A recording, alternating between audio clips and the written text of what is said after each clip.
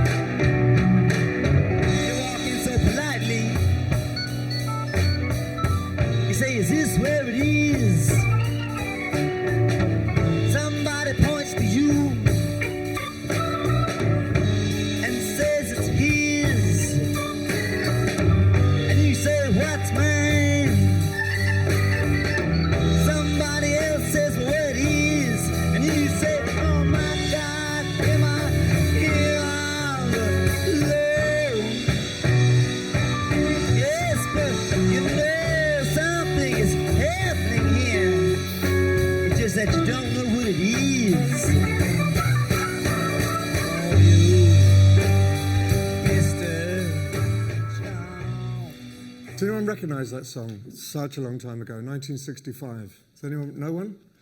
Ballad of Thin Man by Bob Dylan.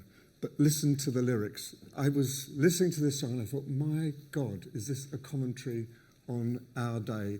Talking about similar disruption, disturbance, alienation. This is the second verse.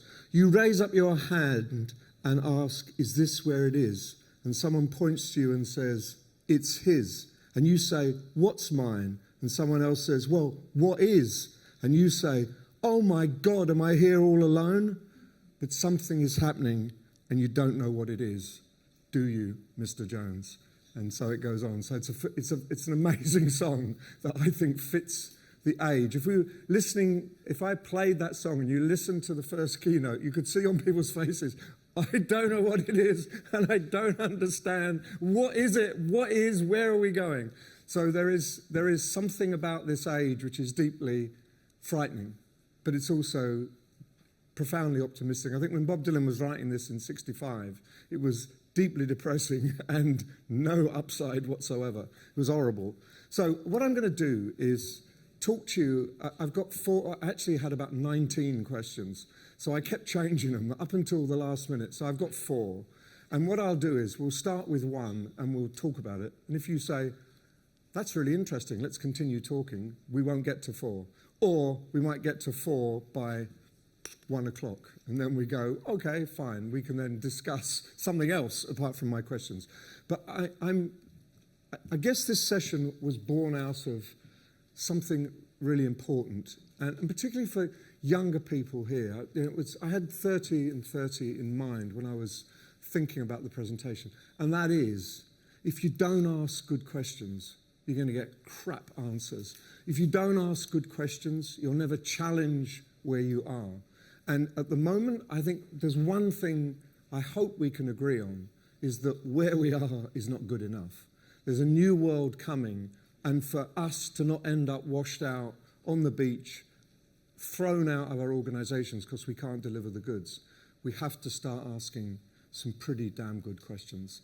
And so I've just picked 4 questions at random, which may or may not be helpful to you. But we can discuss whether they're helpful or not. So essentially, this is about dreaming and reflecting. So let's just spend a little bit of time decompressing. I'm not going to give you 1,000 facts. I'm not going to tell you any more about what AI is and what it isn't. We know. You've had that up to your neck. You can ask questions about it if you like. But essentially, this is about dreaming and reflection. And I created this graphic because I wanted some idea of what I think needs to happen to learning in organizations. And the thing that needs to happen is to break out of its box. That the problem when you're in the box is you all talk to each other. It becomes self-referential, and you pat each other on the shoulder. That was a great bit of instructional design. Oh, that's fantastic. Well done. I like that. I like that. Oh, people really love what we do. But no one's actually engaging with the bigger questions. So you've got to release learning, take it out of its box, put it in the wider world and the wider organization.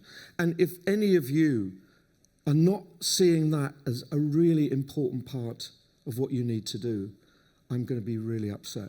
Because at the very least, coming out of that conference is that sense that you need to be aware of what's going on. What is this saying? Keynote remote. Right. First question. I've stolen some of these from the presentations. But what problem are you trying to solve? And what stops you solving it? Or even asking the question? And if there's anything that you should be thinking about coming out of this conference, it's what problem am I trying to solve? And sales asked me to do a course to improve sales efficiency is not the problem you're trying to solve. And the problem you're trying to solve is an enormous amount of angst and trauma and turmoil inside the organization. And I really want you to think hard about this question. I'm not going to ask you to answer it, but you should at least give it a few minutes. What am I doing here? What is my big role? And it may be that you are the lone voice, that you may have a whole bunch of people who won't ask that question, but you don't need to be worried about that. I think that whatever anyone else says is irrelevant because you need to ask the question. And nothing can stop you asking that question. What problem am I trying to solve? What am I doing here? What is my ambition? How am I going to leave this organization? What do I want to be remembered for? What is the purpose of a learning operation in a world of AI? I just came from a Learnovate meeting across the road, and someone was saying, but the problem is, when you ask ChatGPT to develop a course, it develops a crap course. So we still need instructional designers. I've been in instruction over 20 years. I've got so many skills. And you think, oh my God. That you're not even getting out of the box that what we need is a course. And the one thing that ChatGPT does is you can say, let's have a discussion about this. I've had some amazing discussions with bits of ChatGPT where I needed to know something. I didn't look for a stupid course. I had a conversation. And I said, and give me 3 things I need to read that will explain what you've just said, or how do you justify that? You can have really engaged discussions with. It's like having Socrates in your pocket, almost, not quite, but pretty close. Sometimes pretty close. So, in that world, what are you doing? Thinking, this can help us develop better courses. It may or it may not, and it's kind of almost irrelevant because you're not thinking about the big question. What are the problems you're trying to solve, and what is stopping you doing it? And if I used to talk about the 3 horizons. It was a model that McKinsey developed, I don't know when, a long time ago. And the 3 horizons were focus on the day-to-day. If you don't focus on the day-to-day, you're out of a job. So if you say, I'm sorry, I can't do that for you because I've got these really big thoughts at the moment. I can come back next Monday. You're going to be fired. But if you don't think about how you can improve your own workflow, and so many people seem to be locked in, we just do what we do, and we've got the procedures, and we've got the way we work. So the second horizon is improving the workflow, doing better with existing resources. But there's a third horizon, and the third horizon is what do we do if this all goes to dust? What do we do? What is the next big thing? How could our organization change? How could it be destroyed? What can we do to improve, transform our place of work, our team, or whatever it might be? And McKinsey used to say, if you spend 3 days on the first horizon, you spend a day and a half on the second horizon, and half a day on the third horizon. And not many people spend half a day on the third horizon. And it's really important you reflect. And that is essentially what that says. Now, this is from my book, the book on organizational learning. But I'm not asking you to read that. But I case studied 2 companies during the pandemic. Pretty similar companies. Not one didn't have incredibly smart people and the other had incredibly stupid people. They were all the same people. One company was a disaster. They crashed into the pandemic like a brick wall. They didn't know what they were doing. They just kept firing people. Their excuse or their way of coping was fire a few more people. Cut the costs, cut the costs. The other company saw this as a massive opportunity to transform their organization. And they just did it brilliantly. And they ended up coming out of the pandemic stronger than they went in, almost maintaining their turnover during the pandemic when everything that they did, the second company is a shop, everything closed, and yet they continued to flourish. How did they do that? Well, I'll just read some of these because there's too many of them to go. First company blamed everyone. When things went wrong, it's your fault, I'm going to fire you. The second company said, how can we solve this problem? Let's work on, let's innovate. First company said, we need to do what we do. We've got to shore this up, make sure we don't lose this. The third company was move forward. And if that means killing a few babies, we just kill them because we've got to move forward. And the second company, for example, they realized that when things went online, they needed many more tech staff. They needed people to answer questions and queries online. They needed tech people to rebuild and better and make the website more resilient. They did all of that. The first company said, that's not my job. And we'll make you redundant. And their website crashed and they couldn't cope with the volume going through. They just blew it, basically. So it is possible to transform yourself. And what I said was that the first one, there was no learning. It was just, this is the way we do things. This is the hierarchy. I'm not going to do anything. I wasn't told to do that. I don't care if that means we're going to crash and burn. The second company, it was like, let's learn from this, an explosion of learning. And it was all about, so what business are we in? How can we meet our customer needs? And how can we transform ourselves? And what can we learn? And another 2 examples. The second company realized early on that they were going to be closing. The shops were closing. So they just packed everything up and shipped it back to the warehouse where it could be sold online. Other companies, you saw them, doors locked, dust growing on all the goods. No one did anything because no one told me to do that. So when the second company reopened, they had totally fresh stock. They had big posters saying, we're all new, it's welcome back, everything's different, it's all fantastic. And it felt fresh and new. Other companies just, let's dust down the tired old stock and let's see if we can flog it on sale. So there are ways of looking at the world which deliver different outcomes. And that is very important. But you only deliver those outcomes if you ask difficult questions. And what that second company learned was that the best way to do anything is together, not alone. So the second company, the teams were empowered. The chief executive told me, he said, I really thought, when the pandemic starts, I'll be working 24 hours a day. And he said, within 3 weeks, I realized I had nothing to do. Everyone had taken care of everything without me having to say anything. And what that meant, in turn, was that I could focus, he said, I could focus on what happens next. How do we come back? What can we do to make ourselves stronger? Because the day-to-day was completely sorted out by everyone else. And that's the kind of organization that you need, where you don't learn on your own. You learn with the help of others, with tools, technology. You research, you experiment, you try things out. And even in that kind of crisis, you can come up with radical solutions. And I would argue that we're not at pandemic crisis, but we're at crisis. What do we do as an organization?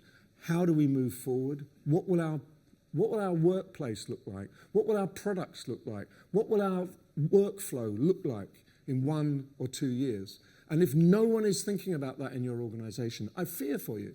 I seriously fear for you. And this is therefore an opportunity for people in L&D to take action and take charge. So, my second question is, how easy is asking for help? And I have, in the book, the case studies, there's this massive differentiator between companies where asking for help is normal. It's what you do when you get stuck. And companies where asking for help is severely career limiting. If you ask for help, you don't know what you're doing. If you ask for help, you're weak. If you ask for help, you're vulnerable. If you ask for help, you get fired in the next round. So there's a massive difference between companies where you're free to exchange problems, challenges, failures, and a company where you actually can do all of those things and bring glory on yourself. You know, the best problems, the biggest challenges become, yay, we just needed to deal with that. Thank you for bringing that up, Fred or Peter or Jane, or not how dare you admit weakness. So that's an indicator. In your organization, how easy is it to ask for help? And if your organization can't cope with it, you can control that in your team. And if you build a model where you work together, you solve each other's problems, you move forward together, you learn together, you end up with creating a paradigm for the whole organization. They go, whoa, that's really different here. Oh, wow, you did that in 2 days. Oh, wow. You suddenly become center of attention. And if you need more attention, if you need people to take you seriously, one way of doing it is just to say to the rest of the organization, to hell, we're going to work differently. And no one's going to stop you for a while. They might after a while, but you get away with it for a good while until you can proof of concept. You prove it. So how easy is it asking for help?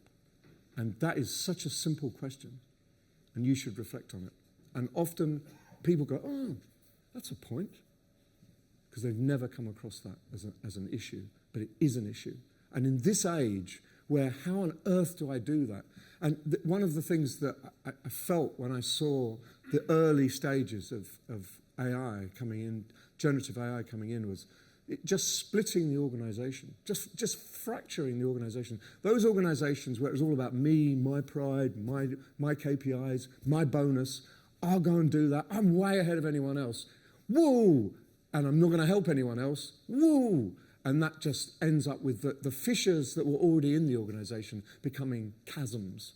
Whereas an organization where they work together, you end up with something much more powerful going on. You begin to build layers of expertise across the organization, not just in someone's head. And in this age, if we're not building expertise in layers across the organization, we rely on one or two superstars. The talent, your talent, giving you a big bonus. All you're doing is giving that person a great excuse to leave and get a much bigger salary. And nothing is left behind. The ruins are there. The desert is there. Whereas if people share and learn, when someone goes, everything else is left. You draw on the energy and the knowledge and the expertise that person created. So to me, that's a really big problem. So it's about engagement. It's about coming together, and it's about solving problems together, just like Company B did. The teams were amazing, that they brought, whatever the problem, they grabbed a team and brought them together. And when they needed more IT people, the IT people developed the new people who wanted to come into IT, and many of them are still there. They changed career, for them, more exciting career, and others didn't. They went back, but they did it almost at the drop of a hat, without anything formal or structured or permissions or budgets. They just did it. So, when I wrote this book, I came up with 5 values that just kind of emerged from the better organizations that I looked at. And the one that I was most scared to write down is number 2, which is value, decency, and human kindness. Because I thought that sounded a bit woozy. Who cares about decency and human kindness? But the more I talk to organizations, the more I address that as a challenge and an issue, the more relevant I thought it was. And maybe tell me I'm wrong, but I don't believe that anyone who works in an organization which is not decent and kind will bring the best out of you. The best of you comes when you relax, when you feel comfortable in the organization, and when you actually like working for it, and you like getting up in the morning and going to work. Too many people spend their entire careers in an unspoken strife and tension with their organization. They're afraid, they're totally demotivated, and they do what they have to do to avoid being found out, essentially. They come in, they walk in the door with a mask. The mask says, yes, I'm totally competent. Underneath, they're saying, oh, I don't know what I'm doing. And you solve the problem by deflecting the issues and the challenges to someone else. You blame her, blame him, blame the system, blame the organization. So I'm not going to go through each one of those. But when you value a team's knowledge and expertise, you then want the relevant work systems and processes. Too many organizations that I've worked with, the work systems and processes are sacred. And I say, well, that's got to change. Oh, we can't change that. You know, that took 6 months to build that. We've got to put it in. But it doesn't work. Everyone hates it. But we took 6 months to put it into place. So the work systems and the processes dominate the expertise and knowledge of the team. And I think that is really reprehensible and short-term thinking. I think that as an organization evolves and transforms, everything has to change. The organizational structure has to change, and the organizational processes and systems have to change. Because it's like we had a debate last night in the bar camp about skills. And I cannot believe that anyone seriously thinks that they can create a skills-based organization, but the structure stays the same, and the hierarchy stays the same, and the way people relate to one another stays the same. If you change one big thing, you change everything. And if that message left with me today in you, I'd be very, very happy. So I'm not going to go on anymore, but I'm going to stop at this point, and I'm going to ask for some questions. Are there any questions? We're about halfway through. Does anyone want to say anything or disagree? You can challenge us. That's absolute rubbish. Yeah, Don, Matt, go ahead. I just wanted to say thank you for keeping in value number. Thank you, appreciate it. I just want to say thank you for keeping in value number 2. I know you talked about the debate around that, around keeping it, focus on the humanity and the human element. Yeah. I think it's just absolutely critical. I mean, I think as we talk about, especially with AI coming in, it's not a tech adoption challenge, it's a human change management. Yeah. And that's such a critical component. So yes. Anyway, thank you. Well, there's a lot of assumption in organizations that AI is going to dehumanize and get rid of... It will do that if you want it to. You will do that if you let it run riot. And it will do that if you don't prioritize decency and human kindness. That doesn't mean things don't have to change, but it means that they would change in a particular way. Yeah, go ahead. Hello, yeah. Also following on to value number 2 as well, to me it seems like a natural second layer to the question of how easy is it to ask for help, which can take the form of asking for feedback. Yes. But then the next question is, how capable are people at giving feedback and receiving feedback? Yes. And it can also feed into prioritizing knowledge and expertise over systems, where someone say, oh, what do you think of this? And they go, oh, yeah, but we don't do it that way, though. It's like, oh, okay, so where do we go from there? Yes. What happens then? And I think we don't have enough conversations about where do we go from here. Because, we're coming up against a brick wall. We're going to crunch into something all-encompassing and all-inspiring over the next year or two, maybe maximum 2, probably less than a year. Every single organization is going to have to come to terms with this. And they either do it in a way that is decent and kind, and they build on AI to make the organization hugely more capable and special, or they just crunch into people and say, you're no longer relevant, you're redundant, we can get an AI bot to do that for you. And I think it will belittle organizations to the point where they will crumble and fail. Maybe very successful at first. It's like when Klarna, I don't know if you know Klarna, the credit company, they laid off 700 people, just like that, bang, you're gone. And they said, we're replacing you with AI, it's going to be so much better.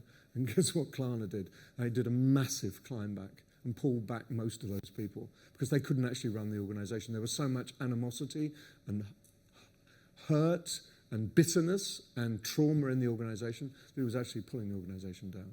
And Klarna's back on the road again. But I just think, I met the CEO of Klarna. He was pretty focused on, not on people.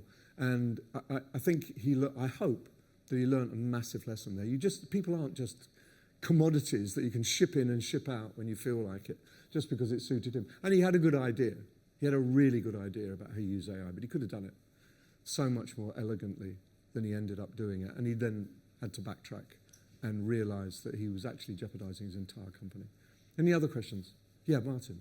I thought it was something that's come up over the last day or so about the common language around some of the things we're talking about. Sorry. Common language. So the common language, right? So skills. Yesterday was really interesting. You know, in one talk, someone was showing the example of an employee not really trying to describe what skills are and what the skills in an organisation were, and it was hard. And I wonder whether these questions should be also kind of used at employee level. Because the problem with this is that, you might have very different language. The people with the agency are everyone in the organisation who does the work. Yes. So the idea of, well, how easy is it to actually get things done? And what was the first question? What problems are you trying to solve?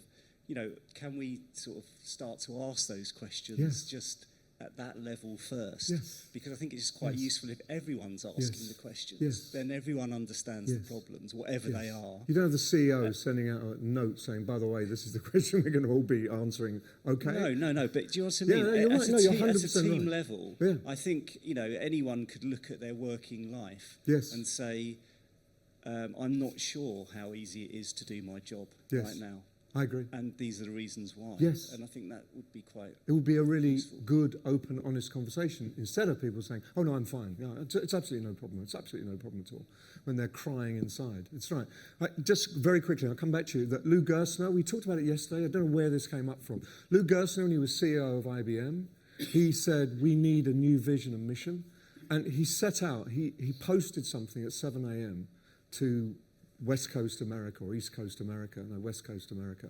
And he said, please annotate, please annotate. And it went around the world over 24 hours, went into every time zone that IBM was present. And eventually it came back on his desk about 5 or 6 o'clock that night.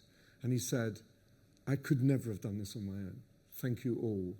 And it was amazing. There were 1,000 amendments of various sorts. But it gradually stabilized around something that everyone bought into. And it's so simple, but it was very, very effective. Go. Sorry, I didn't mean to interrupt you. Thank you. I was reflecting on how we use sat-navs and then we've lost the ability to self-navigate. Yeah.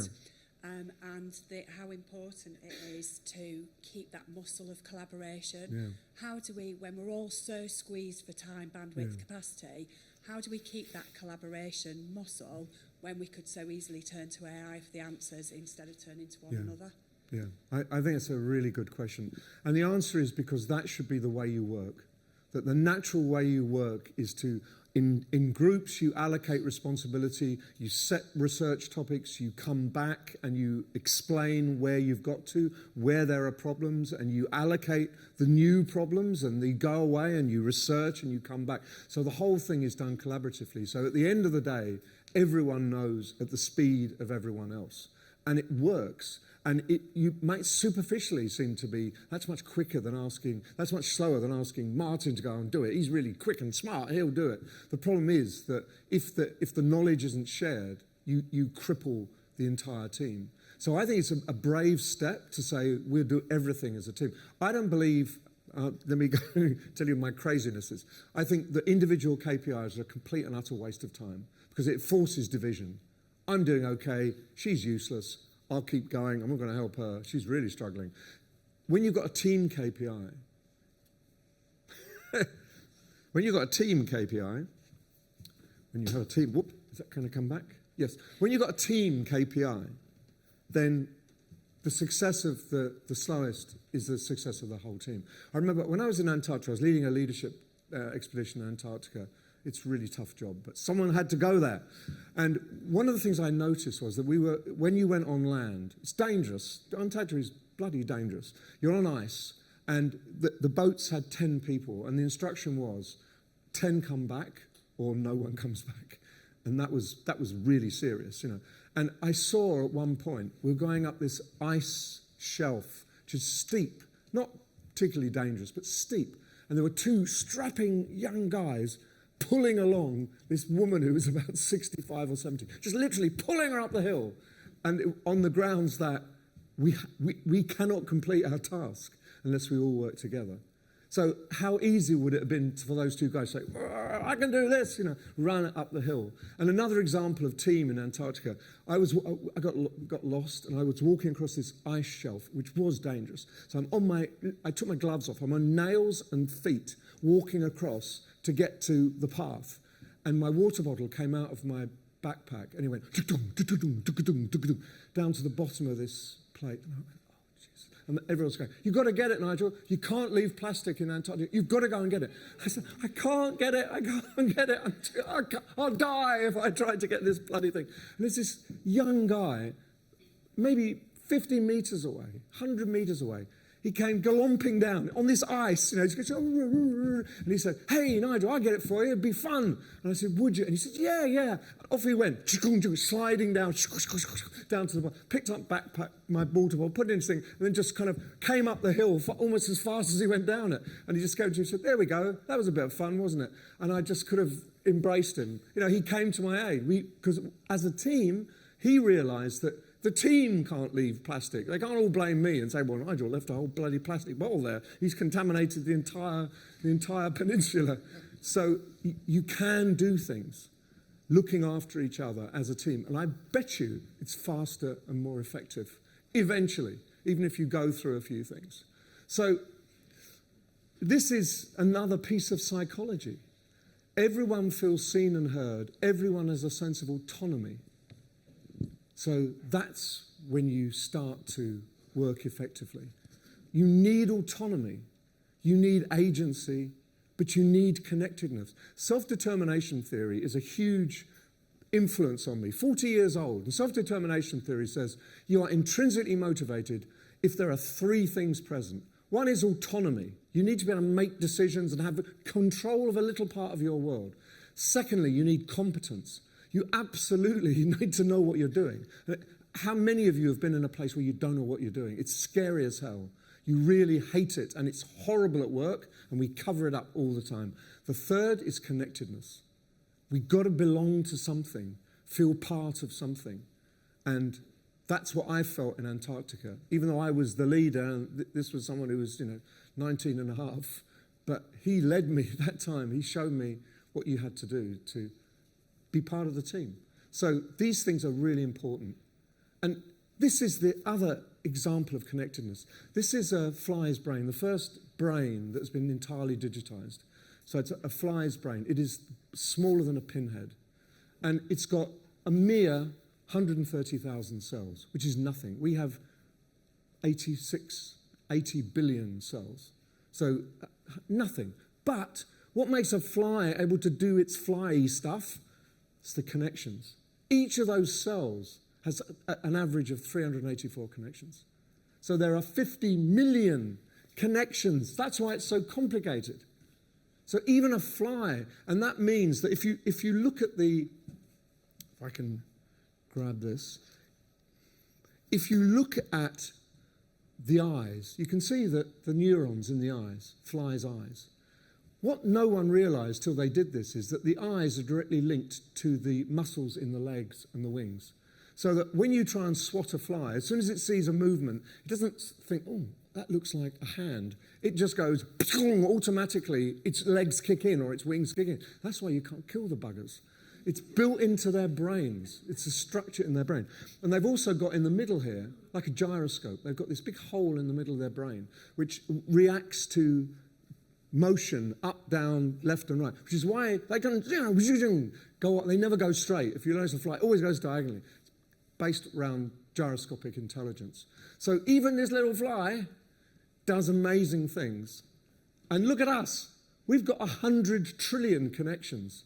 We can do quite a lot better than a fly, but it's the connections that make sense, that make it all work. And I think an organization is like a brain. It's got neurons. They're people.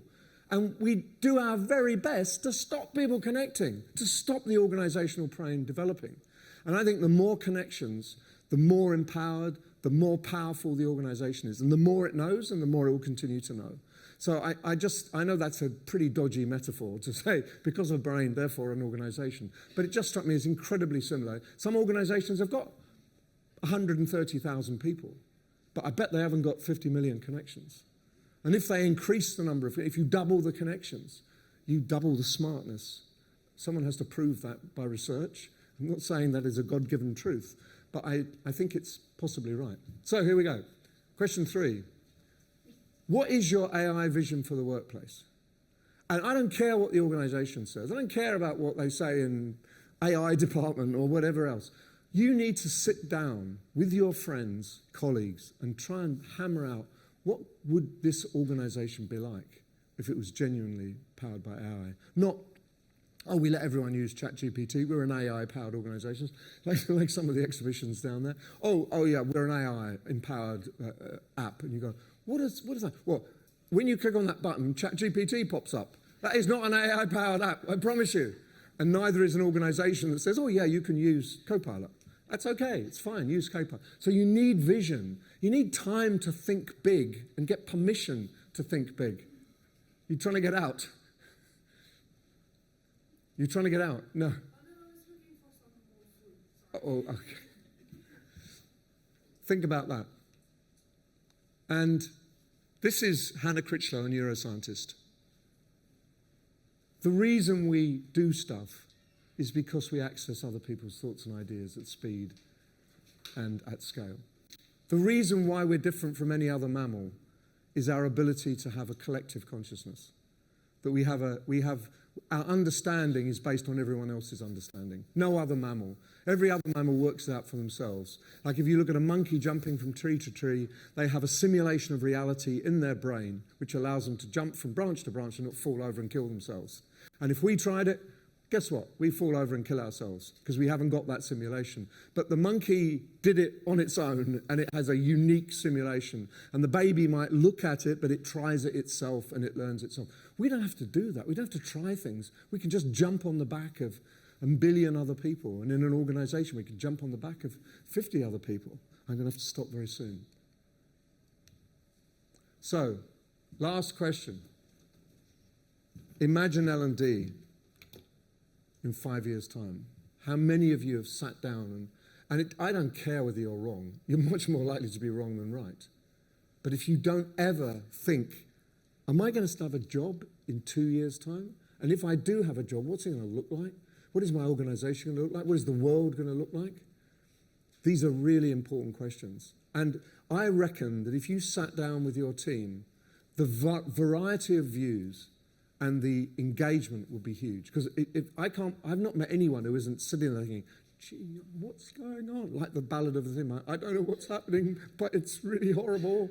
So you need to talk about this stuff. You need to build vision. You need to set direction. And if you think about what L&D might be like in 5 years, you can let's take steps to assure some of that future. And that automatically starts to put you on the map in your organization. I'm sick of people saying, I need a seat at the table. You only get a seat at the table when you're invited to have a seat at the table. It's not a kind of right unless you're the CFO or the CEO. If you want a seat at the table, you come up with that vision. Share it with the organization. Say, this is what we're thinking. What do you think? Create a conversation in the organization about where it might go with everything, including AI. If you do that, if you have those conversations, part of your role can be to engage the organization in collective discussions. The BBC used to have big conversation days where I took the BBC through digitization. And if you think, oh God, streaming is so yesterday, boring. At the time, it was bloody scary.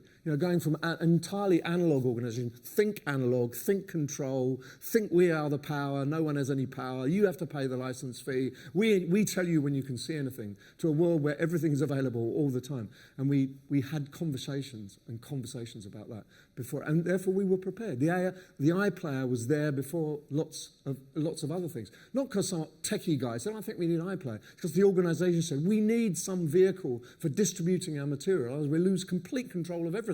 We could lose a lot of control, but we lose complete control. iPlayer came out of conversations. It didn't come out of genius, and it didn't come out of separation. It came out of integration. So, last slide, finish now. This is Brian Murphy. He's wandering around somewhere here, I think. That what he says is that the red bits are important. if we can codify what the new AI and human collaboration relationship will look like, L&D becomes a true transformation enabler. I absolutely buy into that, Brian. There you have an absolute that's from Microsoft saying that's what we need. We need the, you know what he says? The new AI and human collaboration. The new AI and human collaboration. That is what's important. So, stop there. And a couple of questions and we have to zoop off.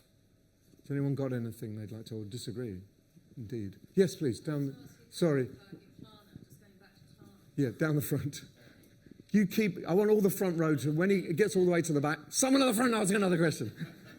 It's just going back to your point about Klarna, and I'm wondering what came out of that, because obviously people came back and the CEO knew they needed to come back, but they have set themselves free from Salesforce, for example, the clutches of a very large organisation that was a partner, but that can be a bit uncomfortable. Yep. So they've had to reinvent themselves, Yes. and those people have done that as a team. Yes. Have you met them, and what's your impression of that culture now? My last connection with the CEO was just before all this happened. So I'm not an insider anymore. I've been to Klarna, got the most amazingly funky, as you can imagine, incredibly funky headquarters in Stockholm. I think it was a bit of humble pie for the CEO and a recognition that his people actually matter to him and that with his people he can solve the problems. And to me, maybe I just want this to be true, but I think Klarna has taken huge leaps forward in the last after that debacle. It's really moved itself forward. It's got control of its universe.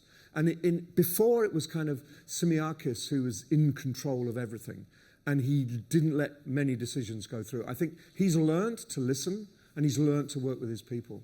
That's his big lesson, I think. And I'd like to ask him that question, but I'd probably never get the chance to do that. Any other final question before we stop? We should stop pretty soon. We good to go? Yep. All right. Enjoy the rest of your lunchtime. Thanks a lot. Good to talk.